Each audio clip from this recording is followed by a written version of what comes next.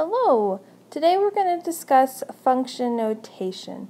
So in previous class we've discussed what a function is, and if you remember that's a relation that there's going to be no repeating x's. And so you can take your equation and specifically name it as a function so that when people look at it they know they're talking about a function.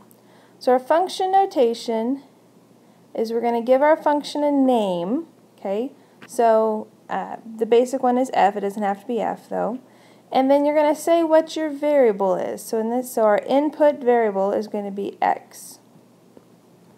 So kind of a way to think about this is if you have the equation y equals 2x plus 3 and you decide, hey, this is a function, we can rename it f of x equals 2x plus 3. So in this case, really, f of x can just replace your y value. Those are kind of one and the same, only for functions though. Now, you don't have to name your function with an f. Kind of makes sense for function. But you can name a function g of x. Let's say g of x equals 3x. You could name your function h of x. Okay, let's say that's 5x plus 1. But it doesn't even, your variable doesn't have to be x.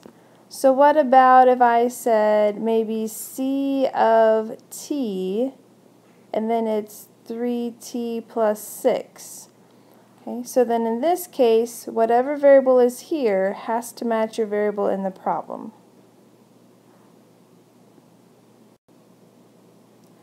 So since we can use any letter to name a variable or to name a function, then that means sometimes your variable can actually represent something. So maybe this is a cost function. Maybe we have the price and it's the price per item that you buy. Distance per time.